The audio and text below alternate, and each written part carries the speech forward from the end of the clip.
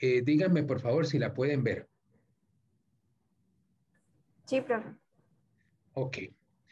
Bueno, esas cintas de colores que ven ahí no son cintas de regalo ni nada que se le parezca, sino que la representación, uno de los tipos de representación que usan los bioquímicos para imaginarse cómo son las moléculas orgánicas. Vean ustedes que se trata de estructuras moleculares grandes y complejas. Los diferentes colores tienen significados y vean ustedes que la representación muestra en algunos casos cintas gruesas, en otros casos más bien parecen cordeles o cuerdas delgaditas y las cintas se doblan sobre sí mismas en muchos casos. Eso también afecta la estructura. Eh, Nos da una idea de lo complejo que es bueno, prácticamente cualquier proteína eh, que pase de algunos cientos de átomos ya comienza a ser relativamente compleja. Los fitocromos fueron los primeros fotoreceptores, foto de luz receptores, ¿verdad? Receptores de la luz que fueron investigados. Cualquier pregunta que tengan, pues me detienen, por favor. Vamos a ir revisando lo que podría ser más complejo. Bueno, ahí tienen a la izquierda algunos atributos de los fitocromos. El peso, 125 kilodalton. Y luego lo que deberían ustedes recordar de aquí en adelante, porque esto los va a acompañar en su ejercicio profesional como agrónomos, puesto que el fitocromo está relacionado con una serie de respuestas a la luz importantes, como hemos visto la germinación de semillas, por ejemplo. Entonces, lo que hay que recordar es que tiene dos formas. Tiene una forma inactiva, que convenientemente se le llama forma PR. Esa quiere decir que es el pigmento con sensibilidad al rojo, el rojo, el color de la luz, por eso es lo que quiere decir el rojo. Y como muestra este pequeño diagrama, tiene una coloración azul y cuando está en forma inactiva, tiene esta parte de la estructura abierta, como ven ahí. Es como si este fuera el tronco de cualquiera de nosotros, aquí iría la cabeza, pero bueno, vemos que no se ve la cabeza y que estos fueran los brazos.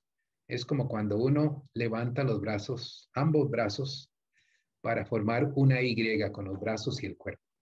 Entonces, esta forma de Y es la forma inactiva y es de color azul y le llamamos PR precisamente para ayudarnos a recordar que ella es sensible al rojo. Entonces, cuando hay rojo, ella se transforma de color, adquiere un color verdoso, cierra los brazos que formaban la Y y digamos que ahora queda como una Y no Y, una I latina, como si nosotros juntáramos los brazos tocando las orejas de la cabeza, ¿verdad? Esa sería más o menos la analogía. Y esto sería una forma de fitocromo FR, en donde la F quiere decir lejano, o sea, del rojo lejano. Nuevamente con el mismo recurso mnemotécnico, ¿verdad? De que FR significa rojo lejano, y entonces eso nos ayuda a recordar que esta forma es sensible al rojo lejano, lo cual provoca entonces que se retrotransforme en la forma inactiva. Por eso vimos en la clase anterior, no sé si recuerdan ustedes las semillitas de lechuga, en donde se puede jugar con el rojo y el rojo lejano, como quien enciende la luz cuando le proyectan rojo y entonces la semilla germina, pero si después de haber dado la señal de rojo, ponen la señal de rojo lejano, o sea, cambian la calidad de la luz que le llega al fitocromo de la semilla, entonces es como si uno apagara el interruptor de la luz y se elimina entonces la respuesta. De manera de que cuando hay alternancia de rojo y rojo lejano, lo fundamental para que haya una respuesta en el caso de la semilla de lechuga, la germinación de la semilla, es que la calidad de luz fue la última que llegó.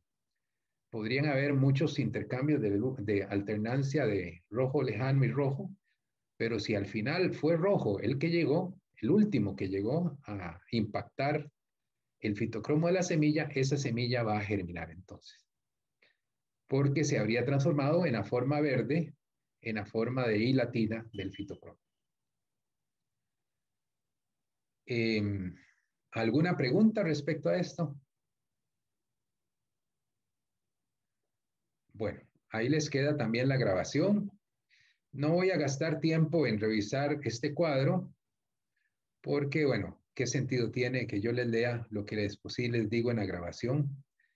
Son para diferentes grupos de plantas las angiospermas, las gimnospermas, los pteridófitos, las briófitas, que son los musgos, ¿verdad? Y los clorofitos, con un género de ejemplo, el estado de desarrollo, algunos semilla, plántula, adultos, etcétera, y el efecto que les causa a esas estructuras vegetales de esos géneros y de esos grupos taxonómicos la exposición a la luz roja. Y ahí tenemos una serie de respuestas. Eso se los leo en la grabación, así que no se los voy a leer ahora. La otra, el otro tema que me parece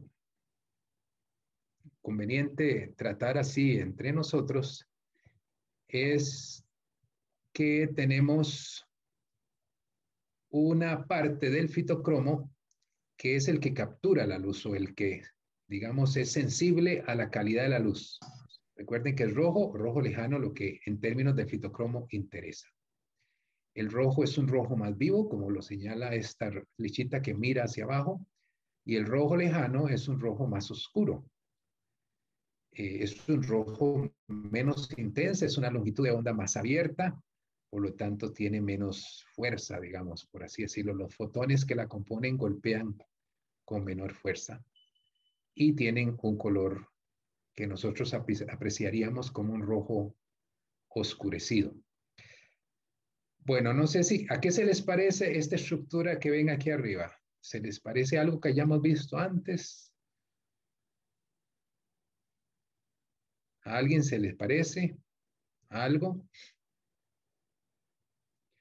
Vean, la estructura que vimos antes era prácticamente igual a esta, solo que vean que los pentágonos se identifican con letras de izquierda, dando la vuelta hacia la derecha, de izquierda a derecha, como letras A, B, C y D. Bueno, como no recuerdan, esto se parece mucho a la estructura de la clorofila, que al igual que el fitocromo, tiene una especie de raqueta de tenis, podemos llamarle. En el caso de la clorofila es un anillo que se cierra, o sea, esta pieza que aquí está despegada, el pentágono D está despegado del pentágono A. En el caso de la clorofila, estarían pegados formando un anillo tetrapirrólico, porque tetra de 4 y pirrólico de nitrógeno. Vean ustedes que los pentágonos tienen en la parte afilada del pentágono, tienen nitrógenos. Eso, de ahí viene el nombre de pirroles. Y son 4, de la A a la D, por eso tetrapirrol. Solo que la estructura del fitocromo, esta parte que llamamos cromóforo, que es el sensible a la luz, no es un anillo tetrapirrólico cerrado, sino que es una estructura tetrapirrólica lineal, le decimos, o sea, o abierta. No es totalmente lineal, pero digamos, con lineal se quiere decir que no está formando un círculo o una estructura cerrada.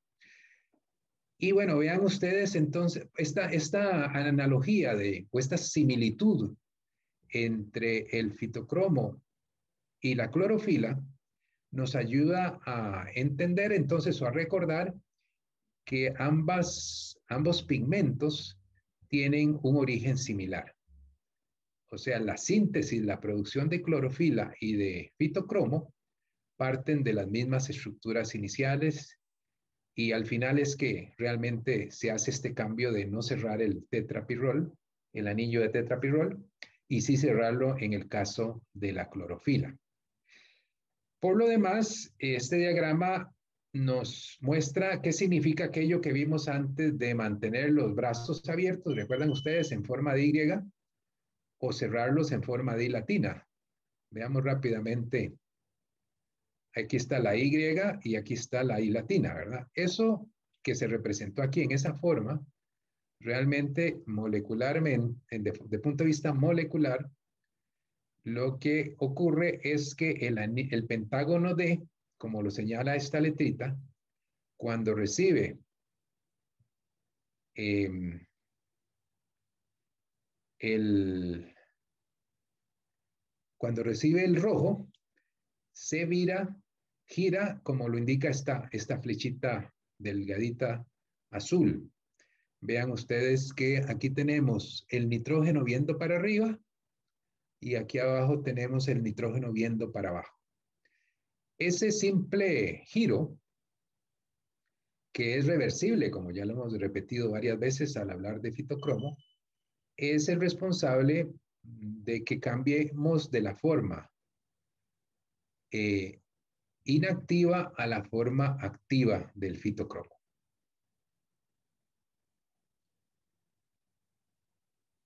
La otra cosa que no hemos mencionado es que, bueno, el fitocromo puede estar localizado en diferentes partes de la célula, pero realmente para que produzca, desencadene una serie de rutas metabólicas que conduzcan a una respuesta, como por ejemplo la germinación de la semilla de lechuga, deben viajar, los fitocromos deben viajar o interactuar con reguladores transcripcionales que están en el núcleo celular. Y ustedes saben que bueno, llamamos transcripción al hecho de que se activan determinados genes del ADN. Recuerden ustedes que el ADN que está absolutamente en todas las células de una planta y también en todas las células de nuestro organismo, todos repiten la información genética. En el ADN está contenida la información genética para el plan de desarrollo de cada planta. Eso es, digámoslo así, para hacer una analogía como las computadoras, que alguno de nosotros estuviera tan temeroso de perder la información valiosa que tiene, digamos, el borrador final de la tesis con la cual van a defender la semana próxima, por así decirlo, para obtener una licenciatura, y para que no se las pierdan, entonces la guardan en discos duros millones de veces. Eso es lo que hacen los organismos biológicos, los organismos. Tienen en cada célula en forma descentralizada una copia del plan de desarrollo de ese organismo completita que se va modulando, digamos así, entendiendo por modular que se va logrando una expresión génica que depende de señales que ese organismo captura del ambiente. Señales que, bueno, en el caso nuestro, si habláramos de fenología humana, que es algo que no existe, pero para que ustedes hagan la analogía, pues tenemos a un niño, a un recién nacido, digamos, que como bebé tiene unas características anatómicas, morfológicas diferentes a un niño que camina. Los bebés humanos son regordetes, así como hinchaditos, como gruesitos, ¿verdad? Los brazos y las piernas se les ve gruesitos. Y todo eso lo explican los especialistas en evolución diciendo que los seres humanos inicialmente nacíamos en el agua y al nacer en el agua pues había que flotar y para flotar nada mejor que tener más, que ser más liviano y tener un poco más de volumen para desplazar más agua y con eso flotar. Bueno, y el líquido amniótico que tiene la madre en su útero, en donde está conservado ese bebé, el bebé está ahí adentro literalmente flotando en el líquido amniótico, ¿verdad? Bueno, eso se los cuento nada más para que esas analogías ojalá les sirvan para recordar estas cosas de las cuales estamos conversando. Ojalá que no los confunda más bien. ¿Alguna pregunta con respecto a esto? Ok, entonces avanzamos a la siguiente gráfica que tiene cierto grado de, bueno, me ha generado históricamente alguna confusión con los estudiantes, pero esperemos que logremos, superar ese problema.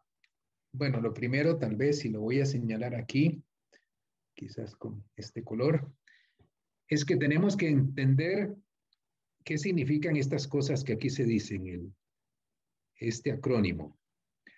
Aquí está definido, ¿lo ven? Entonces significa very low fluence. Fluence es algo así como un flujo. Very, very low fluence rate, o sea, tasa de flujo muy bajo. Recuerden ustedes que en fisiología vegetal muy a menudo interpretamos a la luz como una lluvia de fotones.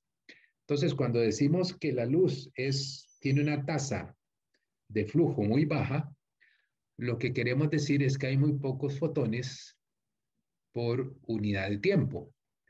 Y para que hacer la analogía, es como si nos metiéramos debajo de la ducha y nos imagináramos por un momento que las gotas de agua que nos caen sobre la cabeza de la ducha son fotones. Y entonces, si está muy poco abierta la ducha, pues caen muy pocos fotones y también son fotones de gotas pequeñas. Si le ponemos un flujo mayor, bueno, dependiendo de la ducha, hay duchas que realmente si se le pone un flujo muy alto, hacen gotitas muy finas, pero me entienden tal vez que, bueno, flujo es la definición general de flujo es eh, cuánta, cuánta agua en el caso de la ducha pasa por una cierta área transversal por unidad de tiempo. Entonces, si ese flujo se aumenta al abrir la llave, entonces nos estaríamos pasando de la very low fluence rate a la que le sigue, que es una luz con mayor cantidad de fotones. Esta es very low, esta es low. Y la tercera categoría, que espero que quede clara, es, eh, bueno, aquí la tenemos, esta de acá, que se llama High Irradiance Rate. ¿Está eso claro? O sea que tenemos aquí, digámoslo así, vamos a decir que very low fluence rate es menor que low fluence rate y que esta a su vez es menor que H y R. Ok, con eso resumimos lo que hemos dicho, ¿verdad? ¿Hay alguna duda hasta aquí? Bueno, entonces seguimos adelante.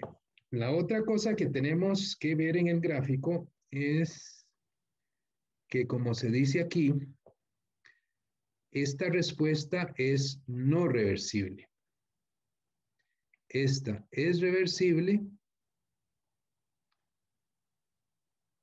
y esta última, la que usa un flujo mayor, no es fotorreversible. O sea, básicamente sería, aquí le podemos poner no, aquí le ponemos sí y aquí le ponemos no. Es no, sí, no. En cuanto a la respuesta, la reciprocidad de la respuesta del fitocromo. Reciprocidad que significa básicamente que el cromóforo del fitocromo agarra el tetrapirrol que tiene a la derecha, el último, el D, y lo gira. Ese giro no, digamos, no es reversible en el caso de estos dos casos extremos, de muy poca luz y de muchísima luz. Ok, teniendo eso claro, entonces tenemos en el eje X el flujo de luz, que como suele ser la norma, está definido en unidades de micromoles de fotones por metro cuadrado. Es el logaritmo. Como es un logaritmo, entonces es una escala logarítmica. Empieza en números negativos y siga hasta números positivos. Eso es para que nos quede mejor el gráfico, pero realmente lo que tenemos que recordar es que aquí tenemos cantidad de flujo de luz, que significa número de fotones por metro cuadrado. Y aquí tenemos la respuesta relativa, que conforme se aleja del origen del gráfico, pues logra entonces una respuesta mayor. Y esto es lo que también quiere indicar esta línea, que es como ver unos escalones medios inclinados por los cuales sería peligroso caminar, ¿verdad? Porque casi no es bueno hacer escaleras en esta forma, ¿verdad? Tal vez pirámides aztecas, pero no escaleras. Bueno, entonces vean ustedes que cuando hay muy poquita luz, tenemos este tipo de respuesta, que es una respuesta muy moderada, y va de este escalón que estaría entre -8 y -6 y llega hasta más o menos -3, que por cierto no está aquí. Vendría a ser -3. Luego hay una parte, una meseta, una parte plana, y luego en la siguiente pendiente lo que nos quieren decir los que hicieron esta investigación es que aquí, digamos, se mantiene la respuesta anterior, y aquí tenemos como una interfase que media entre la respuesta a poca luz con la respuesta a un poco más de luz, que sería el low fluence rate, que sería esta otra línea. Vean ustedes que cuando sube la línea es que hay respuesta. Cuando estamos en el escalón, digamos que aunque aumenta la luz, la respuesta no varía. Entonces, por eso es que no hace ninguna gracia este escalón. Lo que realmente biológicamente interesa es que existan estas líneas inclinadas, estas pendientes. Y la otra cosa que debemos ver acá es que las respuestas a la radiación alta, a la irradiancia alta, bueno, aquí se distinguen tres niveles, el I1, el I2 y el I3. Pero bueno, no vamos a hilar tan fino. Lo que queremos entonces, o lo que deseo yo que ustedes recuerden, es que los fitocromos son sensibles a tres niveles diferentes de flujo de luz y que cuando la luz es muy baja o muy alta, el fitocromo pierde ese atributo de ser reversible en la respuesta. Pero cuando tenemos valores intermedios entre esos dos extremos, el alto y el bajo, entonces sí tenemos esa reversibilidad entre la forma activa, el PFR, y la forma inactiva, que sería el PR, en donde R nos recuerda rojo y PFR nos recuerda Fern Red, que quiere decir rojo lejano. ¿Alguna pregunta? Bueno, seguimos entonces adelante.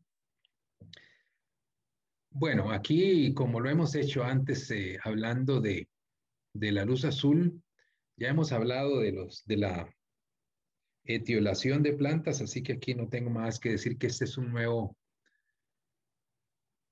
gráfico que muestra que la luz azul provoca un decrecimiento en la tasa de crecimiento de los internudos, y eso es lo que explica cuando uno tiene un invernadero con el techo sucio o cuando tiene una planta, pretende tener un almácigo en un lugar donde no hay suficiente luz, entonces las plantas se etiolan. Por cierto, cuando ustedes vayan a comprar un almácigo de cualquier hortaliza, tienen que valorar si las plantas están etioladas o no.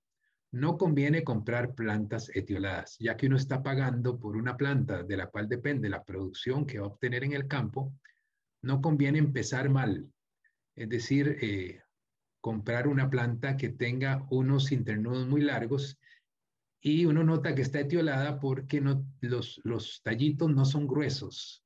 Uno de los atributos que debe tener un almácigo robusto, vigoroso y que ha crecido en buenas condiciones de luz es que los tallitos, bueno, el tallo sea corto, no sea altísimo y además sea gruesito. Casi que si uno pudiera con un vernier medir el grosor del tallo, tendría una medición indirecta de la robustez o la fortaleza que tiene esas plántulas que uno está pagando hacer o está comprando a una empresa que vende ese servicio de producción de almácigos. Y esto tiene que ver con si tenía o no tenía esa plántula disponibilidad de luz azul. Si tenía disponibilidad de luz azul, entonces no se tiola. Y si no hay luz azul, vean ustedes entonces que la planta tiende a tener o sea, a crecer muy lento. Y también se elonga, se tiola, que llama. Bueno, esa respuesta a la luz azul se puede visualizar en este gráfico como una relación del potencial de membrana en milivoltios, que generalmente se representan con números negativos, con respecto al tiempo. Vean que cuando se produce el estímulo de la luz azul, se produce un ascenso, es como que se le metiera corriente a la membrana de la célula, ¿no? Y eso probablemente lo que provoca es que la membrana de esa célula tiene un diferencial de potencial mucho más grande y por lo tanto, en términos de atraer insumos al interior de la célula para provocar un crecimiento más acelerado, entre otras cosas para multiplicar células, que es un esfuerzo metabólico y energético importante de cualquier organismo, pues ese cambio de polaridad de la membrana, ese incremento del potencial de membrana, es un aviso de que se abren puertas para hacer ingreso a una serie de insumos que van a financiar ese crecimiento un poco más acelerado. Como ven, la respuesta dura 1 minuto y resto, sin embargo es suficiente pues para que se dé la respuesta que vimos antes. ¿Está claro esto? Bueno, seguimos adelante entonces. Bueno, aquí hay que evitar enredos. Vean ustedes, cuando uno tiene un gráfico con un título del gráfico muy grande, como este, hay que leer primero el título del gráfico antes de ponerse a tratar de entender lo que dice el gráfico, porque aquí hay cierta información sin la cual esto no se entiende o sería difícil de entender. Ahorita pues lo vamos a hacer juntos, pero realmente como alguna de estas figuras podría venir en el examen que falta, es conveniente que ustedes no se dejen ninguna duda para el final y que entiendan muy bien todas las figuras a los que van a estar expuestos, tanto en los foros como, bueno, como creo que se hizo ya la semana pasada, ¿verdad? Y los que vengan. Y bueno, muchos tienen que ver con biología celular y molecular. Y ustedes saben que los biólogos celulares y moleculares se pasan la vida apagando y encendiendo genes. Y para apagar y encender genes lo que hacen es tener un tipo silvestre que sería el wild type, que se lo van a encontrar en N gráficos en la fisiología del desarrollo, que sería esta barrita del centro en los dos gráficos, el wild type. Y aquí a la izquierda suele ponerse con letras mayúsculas un gen que causa una sobreexpresión. Y ese gen se llama CRY1. Y ese gen apagado, digamos, el que no causa la sobreexpresión o no funciona del todo, es el CRY1, pero en itálica y con letras pequeñas. Entonces, si uno tiene eso claro, resulta más fácil ver entonces que en este gráfico de la izquierda lo que nos está diciendo es que cuando hay sobreexpresión, lo que ocurre es que hay un cambio en la absorbancia de la luz que está asociado a una acumulación de las antocianinas, que son un pigmento de color morado, digamos que sapricista, para que lo recuerden con mayor facilidad. Hay muchos tejidos de las plantas que tienen colores rojizos, morados, en fin. Bueno, esa sobreexpresión de este gen, el CRI1, con mayúscula, provoca entonces un aumento de la absorbancia y eso se debe a que se acumula la antocianina. Y en términos de longitud del hipocótilo, que es otra variable de respuesta, vean que la sobreexpresión del CRI1 en mayúscula lo que provoca es que el hipocótilo no se alargue, o sea, que no haya etiolación. El sujeto o el genotipo silvestre tiene una elongación, digamos, moderada. El que sobreexpresa, que es un mutante, tiene o sea, se le va la mano en no crecer, digamos. Este se ve es una planta demasiado pequeña. Esta es una planta con una altura normal y cuando no existe, cuando no se carece de ese gen, entonces lo que pasa es que se tiola la planta, es decir, el hipocótilo se alarga mucho. ¿Hay alguna duda con respecto a esto? Bueno, seguimos adelante entonces. Ya terminamos lo del fitocromo y ahora vamos a lograr hablar de las fototropinas. Espero que recuerden, aquí tenemos una figurita en el fondo que aunque está de fondo, pues me permite a mí hacerles recordar los experimentos de papá Darwin y hijo Darwin, ¿recuerdan ustedes?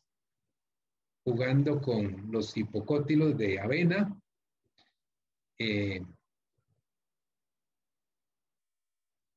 Y recordando que hacían decapitaciones, ¿verdad? Recuerdan ustedes que los hipocótilos, los coleoptilos, perdón, estoy confundiendo términos, los coleoptilos, que son esas hojitas que encierran a las hojitas tiernas de la avena y de otros cereales y que tienen esta forma cilíndrica que, bueno, para facilidad representamos como un tubito con la cabeza redondeada. Recordarán ustedes que ellos se preguntaron, bueno, ¿qué será lo que pasa que hace que el coleoptilo se incline hacia la luz? Bueno, después de una serie de experimentos que repasamos en clase, resultó claro que existe una hormona. Obviamente ellos se murieron sin saber qué hormona era ni qué nombre tenía, pero ya hicieron deducciones correctas en el sentido de que identificaron que la punta del coleoptilo producía alguna hormona o algún compuesto que fluía hacia abajo y que fluía más del lado sombreado. Bueno, voy a poner aquí en amarillo que la luz venía de aquí. ¿Logran ver esa flecha? Sí, amarilla, sí. Ok, entonces, ¿la ven? Sí, la flecha amarilla. Yo la veo. Sí, profe, sí se ve. Ok, perfecto. Entonces, recuerden que donde viene la luz, lo que se provoca es que haya menos flujo de auxina por ese lado iluminado y el flujo es más pronunciado por el lado sombreado o no iluminado y eso alarga las células de este lado sombreado, provocando entonces la inclinación del coleoptilo. Eso lamentablemente no lo pudieron explicar los señores Darwin a ese nivel de detalle, pero luego quedó claro que así es como funciona. Esta diapositiva está difícil de ver, aunque espero, bueno, lo que puedo hacer es dibujarles lo que quiero que vean. Bueno, tal vez incluso no dije algo importante. Habría que agradecerle al que dijo que los movimientos fototrópicos, que son los movimientos de las plantas que buscando la luz, dijeron que eran producidos por un compuesto que les llamaron genéricamente fototropinas. Foto quiere decir luz y bueno, trópico, tropino, se refiere a movimiento. Entonces, movimientos debidos a la luz. Entonces, con solo recordar eso, recordaríamos que las sustancias especializadas en movimientos hacia la luz en las plantas se llaman fototropinas. Y bueno, aquí lo que tenemos es otra vez a los biólogos moleculares diciéndonos qué genes son responsables de esa respuesta biológica. Tal vez analicemos primero estas tres cintas aquí que pretenden representar segmentos del ADN de la planta. Entonces tenemos dos secciones que no sé por qué razón le llaman LOF1 y LOF2, no recuerdo eso, pero bueno. Aquí nos dice que el tipo, bueno, vamos a escribirlo aquí para que sea más fácil. Este es el wild type. Aquí dice tiene tanto el wild type, el tipo silvestre tiene tanto los dominios LOF1 como LOF2, que ustedes ven aquí como estas franjitas de color un amarillo más intenso. Luego tenemos el caso B, en donde es un mutante de la cisteína, que es un aminoácido del dominio LOF1. Entonces, al carecer de ese aminoácido, es como si se apagara ese sensor. Y ese es el caso B. Ese es un mutante. ¿Qué se llamaría? Bueno, no nos da aquí el nombre, pero le vamos a decir que, bueno, aquí lo tenemos gráficamente. El que tiene apagado el LOF1 es uno de los mutantes. Hay dos tipos de mutante. Uno que apaga el LOF1 y otro que apaga el LOF2. Y este, que es el wild type, es el que tiene los dos dominios encendidos, por así decirlo. Son dominios que no carecen, que tienen la presencia de la cisteína en el FMN de los dos dominios LOF1 y LOF2 y por lo tanto son sensibles.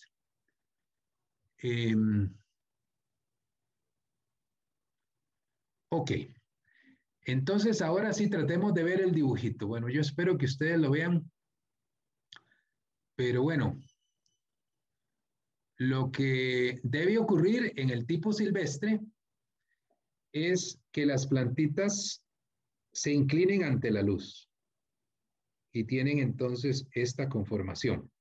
Ahí hay varios, unas más largas, otras más cortas, no sé qué también las ven.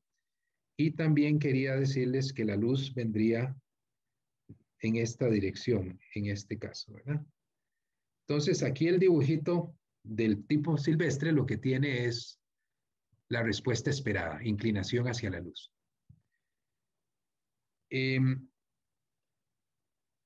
Aquí vemos que pasa lo mismo. Y aquí vemos que las plántulas, los tallos de las plántulas son indiferentes a la luz. Se mantienen sin inclinación. Bueno, les dejo de tarea deducir qué quiere decir eso, ¿verdad? Vamos a ver. Bueno, ya esto lo habíamos mencionado, que la luz azul tiene relación con el movimiento de los cloroplastos que se ubican de diferentes formas según la cantidad de luz a la que estén expuestas. Y este gráfico es muy, bueno, ustedes lo revisan nada más, está claramente expuesto ahí.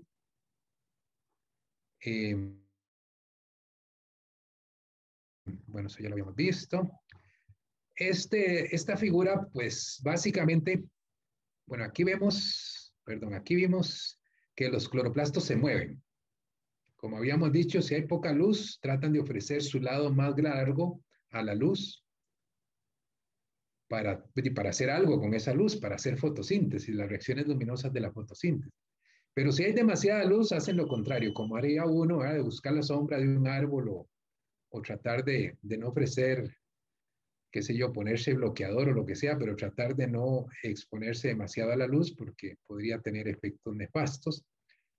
Entonces, eso es lo que hacen los cloroplastos. Se ponen en la orilla y ponen su lado más pequeñito de frente, de cara a la luz. Y finalmente, en la noche, como no hay forma de hacer fotosíntesis, por las reacciones luminosas están apagadas, entonces así es como se colocan los cloroplastos. Bueno, la pregunta que durante años se hizo todo el mundo es, bueno, ¿cómo se mueven los cloroplastos? Porque no tienen colita como un espermatozoide, digamos, para navegar en el citosol. La pregunta es, ¿cómo se mueven? Bueno, aquí está la respuesta. Básicamente, lo que hace la planta es, la célula vegetal, perdón, es crear un polímero, que son estas bolitas verdes, así que se ve como una cuerda de dos hebras retorcidas. Y eso se hace con un proceso de polimerización en el que participan estas sustancias y esta proteína de la membrana celular es la encargada del SHUP1, es la encargada de ensamblar esos componentes del polímero, que es una F-actina, que tiene un lado positivo y un lado negativo. Entonces aquí se va armando la hebra, la hebra, bueno, la hebra no, la cuerda de dos hebras, y aquí se va deshaciendo para volver a armar, ¿verdad? Y conforme se hace eso, como esto es retorcido, va provocando una fuerza motriz, una fuerza de movimiento que tira al cloroplasto en este sentido. Y bueno, esto es sensible a la luz gracias a estos receptores, el FOT1, el FOT2, que están ubicados en la membrana plasmática, y el FOT2 también está ubicado en la membrana más externa de las tres membranas que tiene el cloroplasto. Y bueno, así fue como se aclaró que funciona el movimiento de los cloroplastos. ¿Alguna duda al respecto? Bueno, esta otra diapositiva, este dibujo pretende ayudarnos a entender cómo es que las bombas de protones, que son ATPasas, regulan el movimiento el movimiento de los estomas. Bueno, ustedes se acuerdan, la ATPasa, hemos hablado muchas veces de ella, ustedes la han visto en varios escenarios, membranas integrales de algunas organelas, en este caso serían de las membranas celulares de las células oclusivas del estoma, solo que aquí tenemos una versión con tapa, digámoslo así. Aquí tenemos una TPA asa sin taza, bueno, una bomba de protones. La idea de esta es que tire protones hacia afuera, como lo vemos aquí a la izquierda. Pero vean que es una proteína integral como la que hemos visto, pero aquí se enfatiza que cuando tiene esta tapa puesta, no pueden pasar los protones. Entonces la TPasa está apagada, por así decirlo. Entonces, con inversión de ATP, hay una quinasa que activa esta proteína que tiene un número como si fuera un número de teléfono 1433. Bueno, pueden marcar en sus celulares ese número y les contestaría esta quinasa. Esta quinasa lo que hace es abrir la puerta. Como ven ustedes, aquí está tapada la bomba de protones y aquí está destapada, se ve que tiene un agujero en la parte interna. Y entonces, invirtiendo ATP, eh, se logra bombear los protones hasta el otro lado y eso provoca entonces que haya una acidez del apoplasto, o sea, la pared celular, bueno, la parte, digamos, que está externa de la célula oclusiva, en la parte externa de la célula. Eso significa que el pH del apoplasto se haga más positivo y en esta figura se muestra cómo la luz azul afecta la fototropina, que a su vez transmite una señal a esta otra estructura, la luz S1, que termina activando la quinasa, que es la que destapa la bomba de protones. Y entonces cuando se sacan los protones, de pronto hay una hiperpolarización en el sentido de que hay mucho positivo afuera de la célula y entonces para compensar la célula lo que hace es meter bueno, meter potasios que son positivos, son cationes, a través de canales de cationes que son súper rápidos y entonces en cuestión de muy poco tiempo se logran que entren los potasios y eso provoca un cambio del potencial osmótico que hace que estas células oclusivas eh,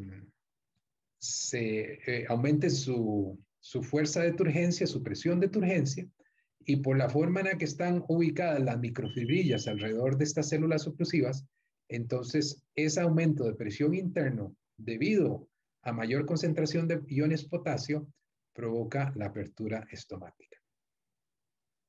Eso es lo que se explica aquí en siete pasos. Y ya para finalizar, aquí tienen la lista de las respuestas fotomorfogénicas. Vean ustedes que en fisiología, en biología en general, en la ciencia, existe la tendencia a producir palabras con pedacitos de otras palabras. Bueno, génico significa origen, morfo significa forma y foto significa luz. Entonces, estas son respuestas, origen de las respuestas morfofotogénicas, ¿verdad? O sea, de las formas en donde hay influencia de la luz debidas a la radiación ultravioleta B. Bueno, pueden ustedes buscar en Google si quieren ultravioleta B, van a encontrar que hay ultravioleta B, ultravioleta A, ultravioleta C.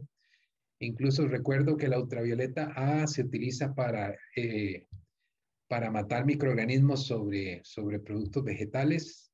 Tiene la gran ventaja de que los mata y no deja residuos.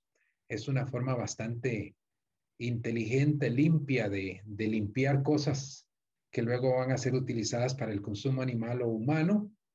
Y bueno, aquí está la lista de las respuestas que no las vamos a leer, no se las voy a leer porque ya se las leí en la grabación de esta presentación. Bueno, y con eso entonces terminaríamos esta primera parte. ¿Hay algún comentario, alguna pregunta? Bueno, entonces, sí, perdón. Adelante. Escuché que alguien quería decir algo, pero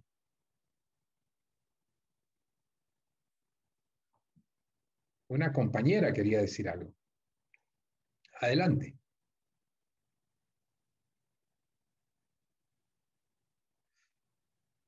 Bueno, tal vez lo puede decir en la próxima clase. Hacemos entonces una pausa de 10 minutos, son las 6 de la tarde-noche. Nos vemos a las 6:10, entonces, en la segunda parte de la clase que tiene una dirección Zoom también diferente. Está bien, Rubén, nos vemos después o...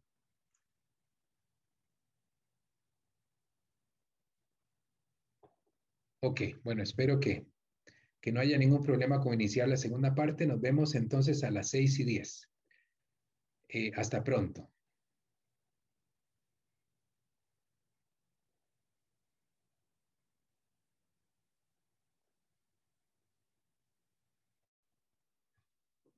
Bueno, estimados estudiantes, vamos a continuar con la segunda parte de la clase, que como les había anticipado, se refiere a la organogénesis, es decir, de cómo se originan los diferentes órganos que conforman la planta.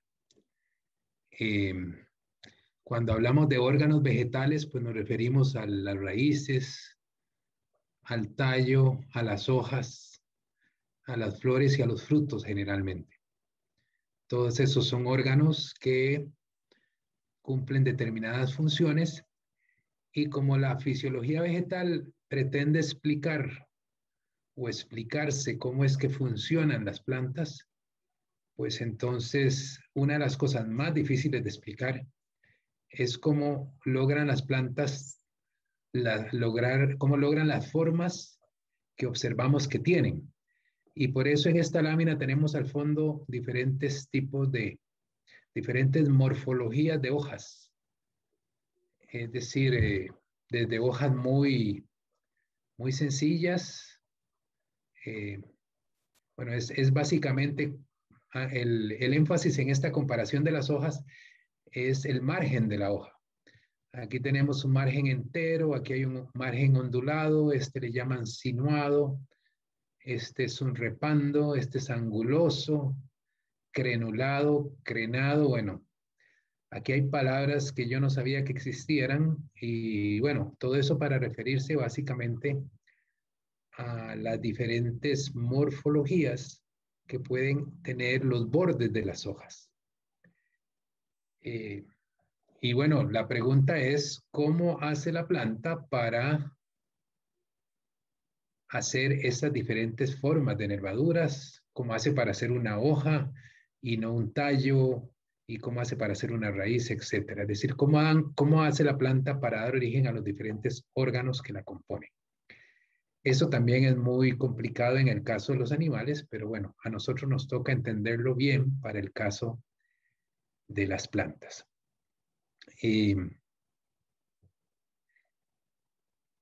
Bueno, digo que es complicado porque estamos hablando, bueno, de los diferentes órganos que ya mencionamos. Al nivel en el que ustedes están en la carrera de agronomía, pues ya tienen claro cómo es que se transporta el agua y los nutrientes en el interior de la planta. Conocen los tejidos vasculares que fueron inventados por las plantas para poder salir de los océanos, o sea, salir del agua y vivir en la tierra. Porque las plantas, si no tienen tejido vascular o lo tienen muy incipiente, como serían los musgos, no pueden ser plantas grandes, siempre son plantas tan pequeñitas como son los musgos, que podríamos decir que son como alfombras que cubren las piedras o cualquier lugar que sea húmedo y que son plantas que requieren humedad permanente en el ambiente porque como carecen de tejido vascular o lo tienen en una forma muy incipiente, la verdad que o les damos el agua o no existen los musgos, ¿verdad? Cuando las plantas, llamamos plantas superiores, entre otras cosas, aquellas que tienen un desarrollo de xilema, floema, que les permite transportar el agua y los nutrientes a largas distancias, en donde largas distancias pueden ser una secoya de 110 metros de altura, ¿verdad? Eso ya es una enorme distancia para una planta. También tenemos arreglos anatómicos diferentes en los frutos, en las flores, en las hojas, que bueno, aunque uno las ve muy aplanadas a las hojas, ellas tienen un volumen interno, tienen una nervadura principal al centro que las hace, como muestra este dibujito, más anchas en esa parte que se ve hundida por la cara de arriba y generalmente se ve salida esa nervadura en la cara inferior. Y bueno, tenemos plantas como una remolacha que tiene la estrategia de guardar reservas en el tallo y gracias a esa estrategia de las remolachas, pues podemos comer remolachas. Tenemos otras plantas como la papa, que tienen la estrategia de guardar reservas en partes del tallo y gracias a eso existen los tubérculos de papa. Y aquí tenemos una cebolla que se parece mucho a la remolacha, pero realmente esto no es la raíz, lo que está engrosado, sino que es la base de las hojas. Cuando ustedes parten una cebolla, espero que todos hayan partido una cebolla y que se puedan hacer algún plato con cebolla y bueno, tendría que gustarles la cebolla, pero bueno, cuando ustedes parten una cebolla, generalmente la partimos en sentido transversal, observamos una serie de capas de anillos concéntricos que constituyen el bulbo de la cebolla. Esas bases de las hojas, que se parecen al pseudotallo de un banano, por ejemplo, que también son bases de las hojas, todas apiladas unas con otras, tan apiladas en el caso del banano que hacen una función de tallo, que por no ser un tallo verdadero le llamamos un pseudotallo. O sea, algo que funciona como tallo, pero que anatómicamente eh, no es un tallo, sino que son las bases de las hojas. Hacer todas estas diferentes formas, pues es complicado. Y aquí tenemos diferentes frutos mostrando las semillas.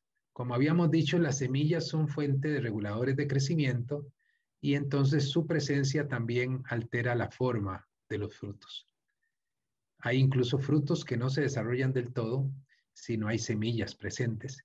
Y hay frutos como el del tomate, que si la polinización no es completa, pues se muestran deformes. La parte donde no hubo polinización, no hay semillas y por lo tanto no crece la pulpa y entonces el tomate se ve mal, tiene una muy mala apariencia. Ok, ¿cómo es que se logran estas diferentes morfologías? Es el motivo de esta presentación. Entonces, tal vez para ubicarnos nada más, cosas que seguro vieron ustedes en botánica agrícola, tenemos, bueno, hay un concepto al que le llamamos polaridad. Me gustaría tal vez verlo de primero para devolvernos a esto, porque me parece que podría quedar más claro dónde estaba lo de la polaridad. ¿Sería acá? No. Ah, bueno, aquí está.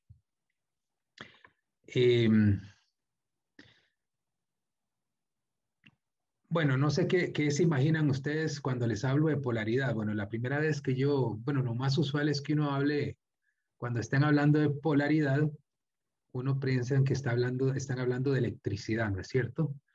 Porque la electricidad tiene un polo negativo, un polo positivo, y los electrones se mueven del polo negativo al polo positivo, y eso es lo que hace girar a las aspas de una licuadora o a un motor, etcétera, ¿no? Es ese paso de la corriente.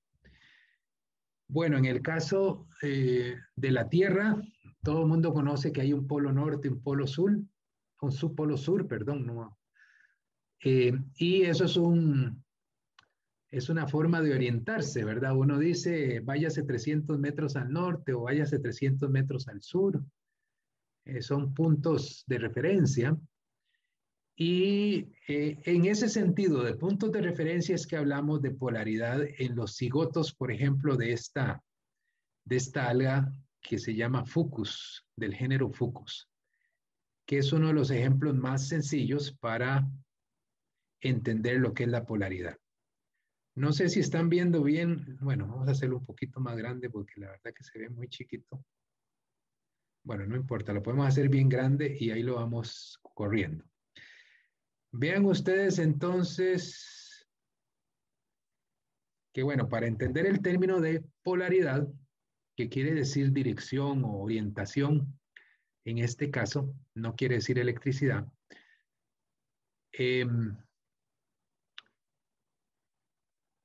Bueno, aquí tenemos un huevo con un pronúcleo, es decir, un pronúcleo es un núcleo incipiente que se da después de que se hizo la fertilización del óvulo. Y bueno, aquí se nos señalan otros puntos que en el contexto de que es lo que estamos hablando no interesan mucho. En la segunda figura, les pido que vean con claridad que tenemos luz que está viniendo en este sentido. ¿Ven ustedes? Como cuando hablamos de fototropinas, aquí estamos hablando de luz en un cigoto, básicamente. Ahí tenemos la pared celular, hay una gomita adhesiva ahí, bueno, cosas que en este contexto todavía no nos interesan. Esto que ya se había formado aquí ya se deshizo, pero lo que me interesa es que vean que esta esfera, porque realmente es una esfera, no es un círculo, es una esfera, está recibiendo luz de arriba, desde arriba, ¿no? Entonces, esa luz lo que genera es una corriente eléctrica en este sentido.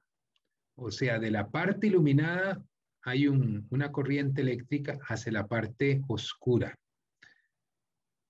Y eso mueve las pelotitas